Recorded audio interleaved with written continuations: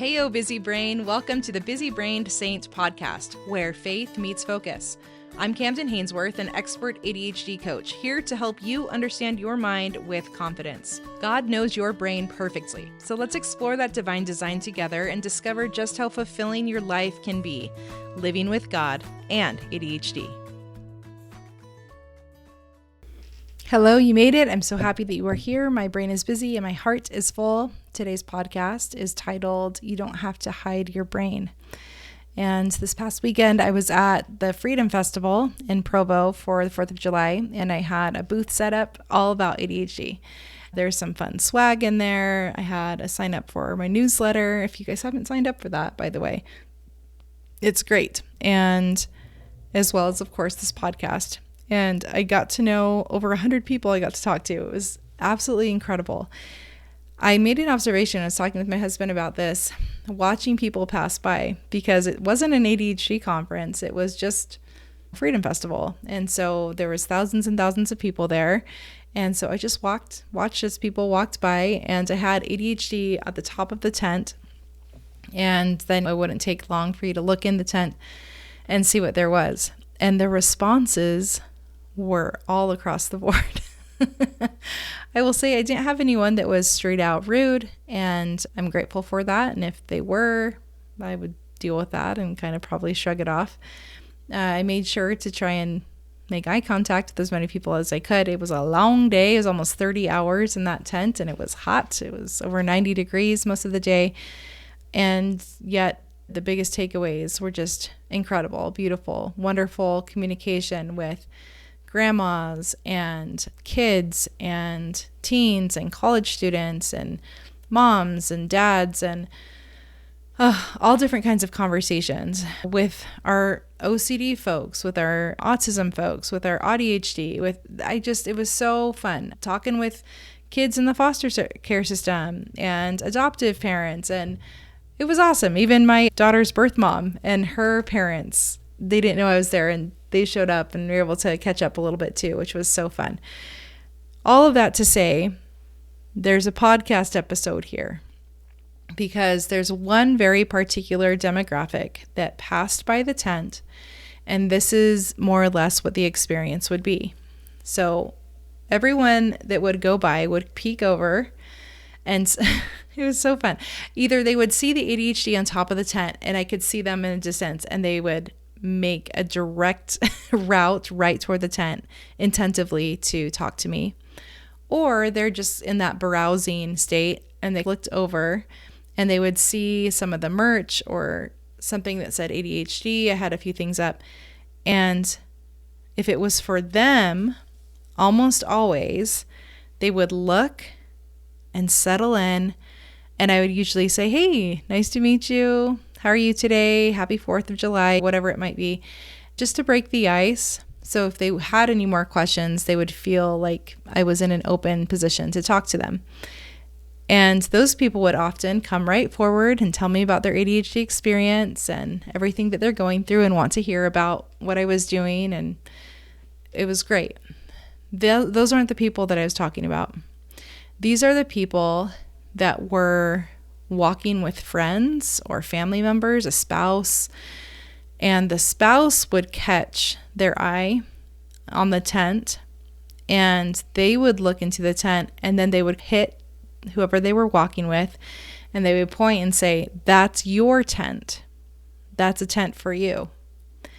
And with the exception of one time that I saw, and I'll come back to that one, the person receiving that message just looked so ashamed and embarrassed and made fun of and belittled. And thankfully, in many of those occasions, I was able to intercept a little bit and say, "Hey, me too. This is awesome. You have an incredibly creative brain. I love our creative brains.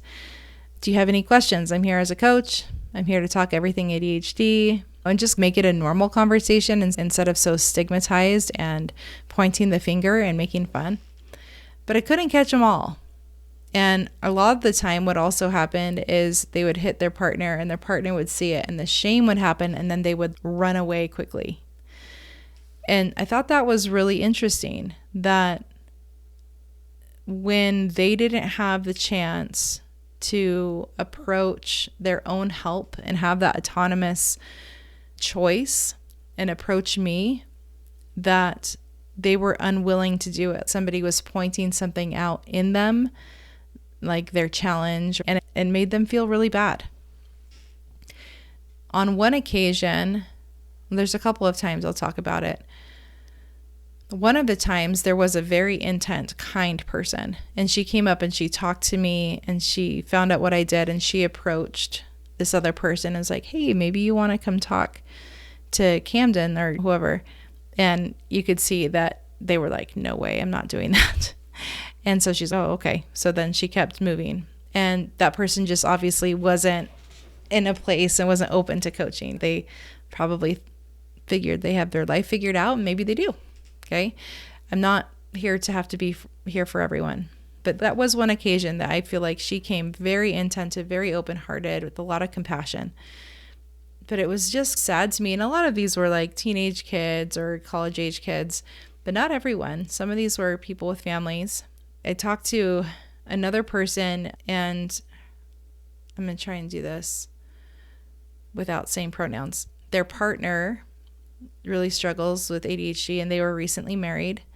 And I started talking to them about object impermanence and how sometimes the partner can feel neglected or not taken care of because it's out of sight, out of mind. And so that's not a problem. It doesn't mean it's going to be like that for forever, but that it's not a personal flaw when they don't remember X, Y, and Z. When for you, maybe taking out the trash means, oh, they must love me, so they're going to take out the trash, but they're not taking out the trash, so they must not love me. It's a very immature way to approach any kind of relationship like that, to make love so transactional upon things that are less significant. I think that there's a multitude of different problems with that, but it was making me really sad to see the partner become so saddened in learning about the complexity and the truth of how an ADHD brain works.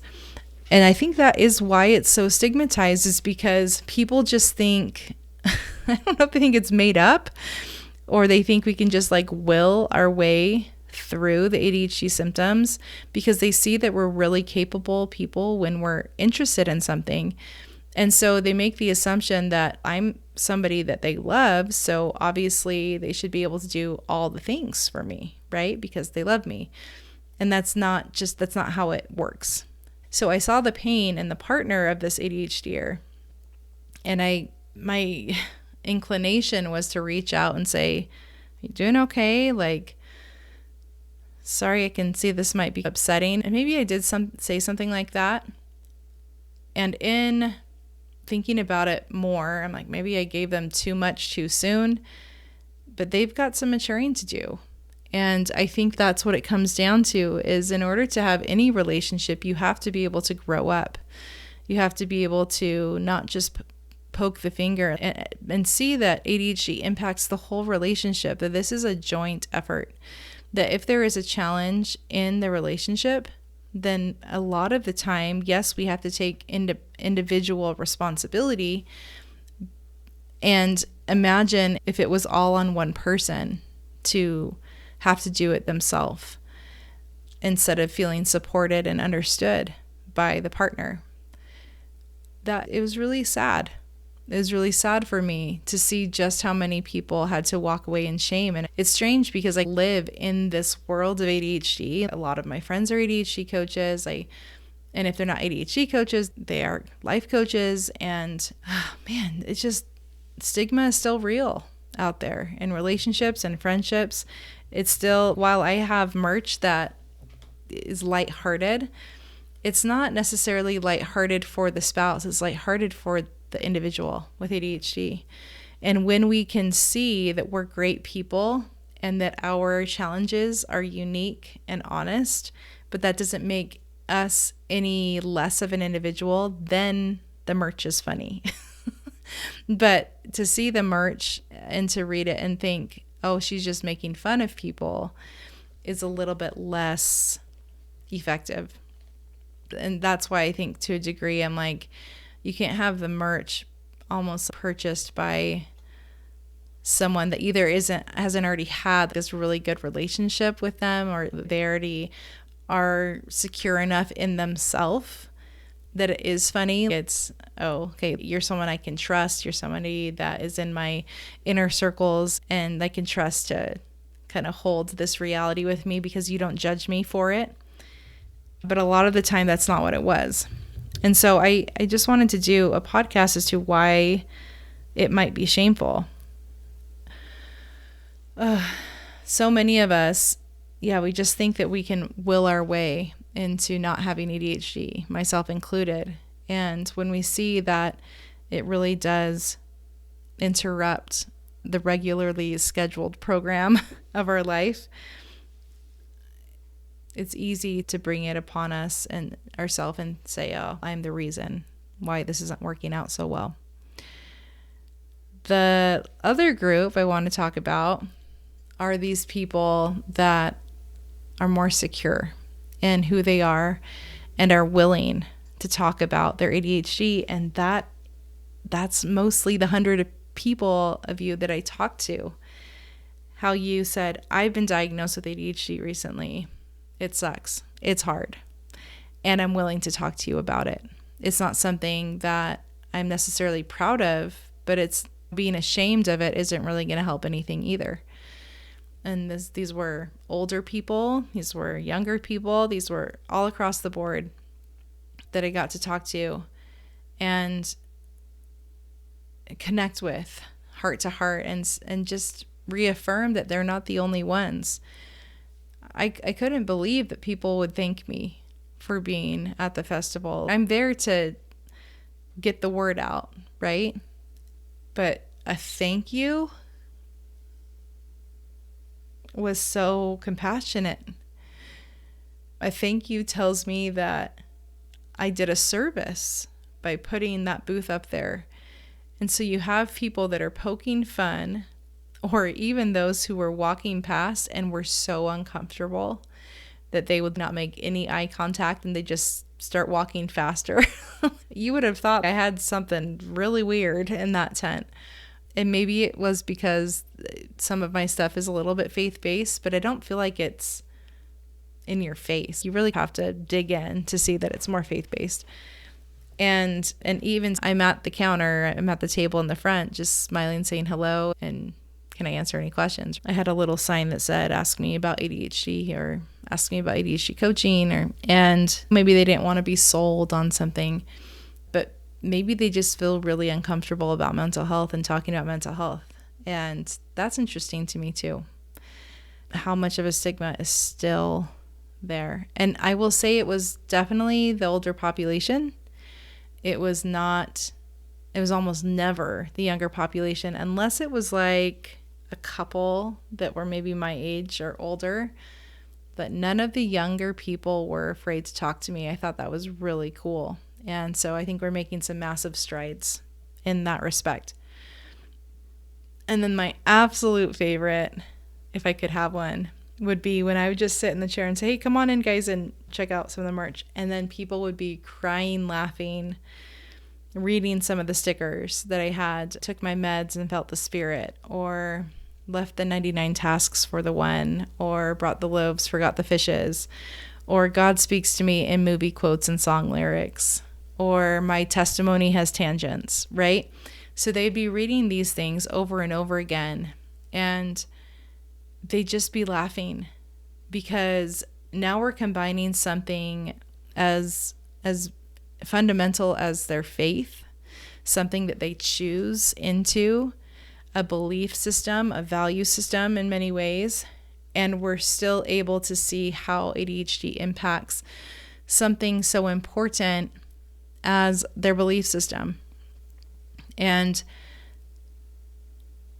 I'm still kind of unpacking what is so fun about that, but to see yourself in a community where you're fully known and understood without having to explain yourself to anyone is a really important place to be.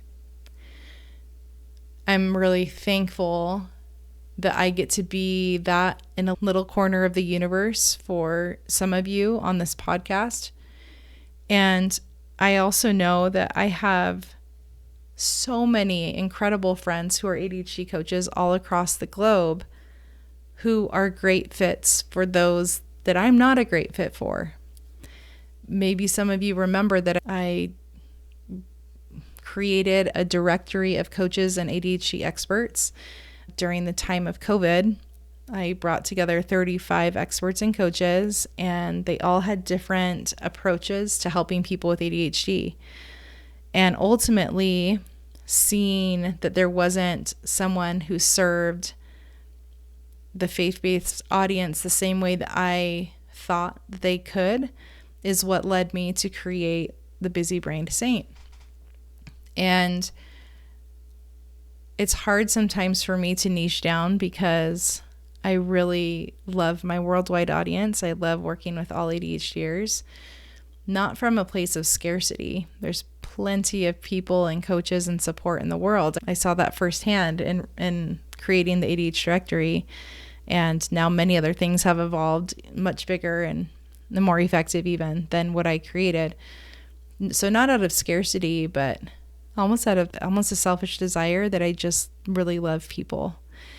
And I feel that I understand God's love for us more, the more that I meet people. And I want to believe that in understanding and knowing each other better, that we can help each other. And I just think people are fascinating. And so I suppose I'm just talking here just about my observations. But if you're ashamed of your brain, or if you're feeling like you have to hide who you are, like some of those people, maybe we just need to take a look at why that is. And probably not everyone was poking fun at them, but there was certainly this knee-jerk reaction when it was pointed out that I had an ADHD tent that people didn't feel comfortable approaching it.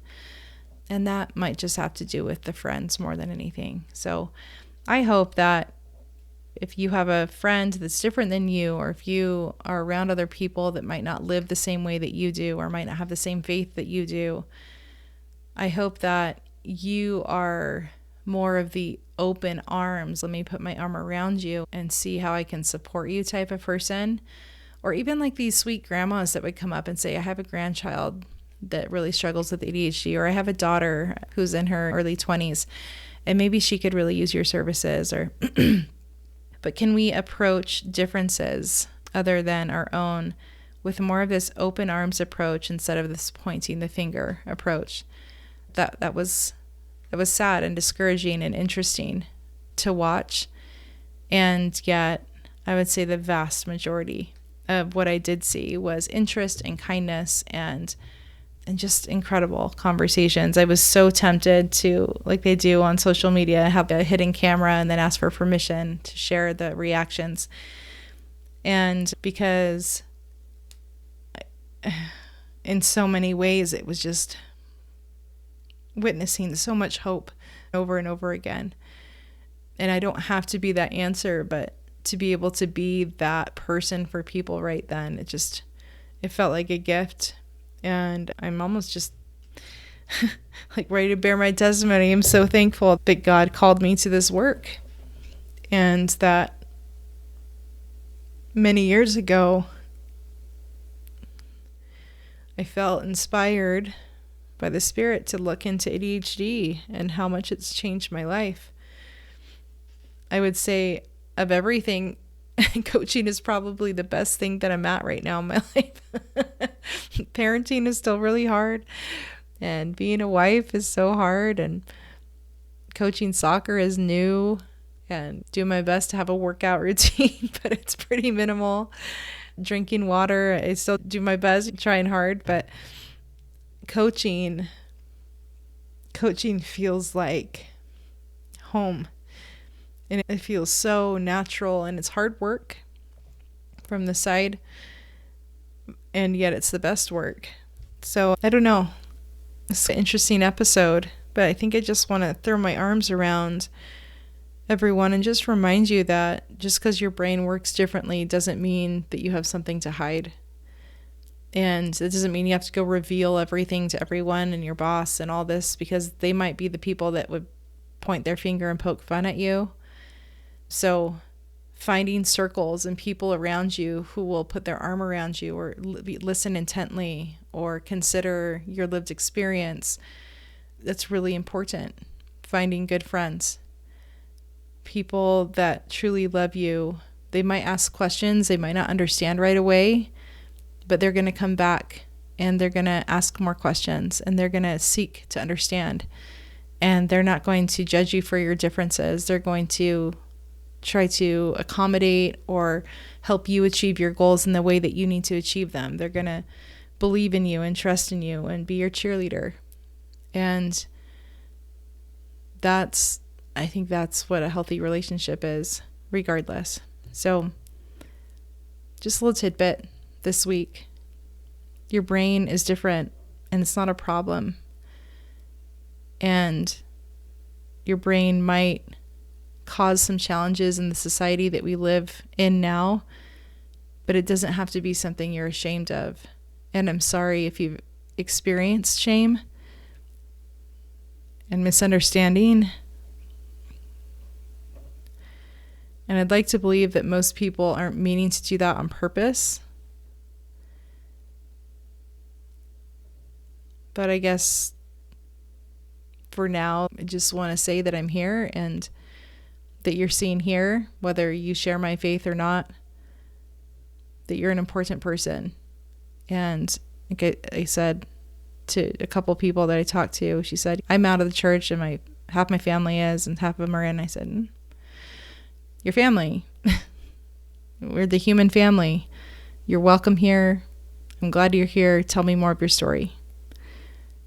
And I hope in general that we can do more of that kind of supporting and loving for each other. Please know how much I love you, and I'm always cheering you on.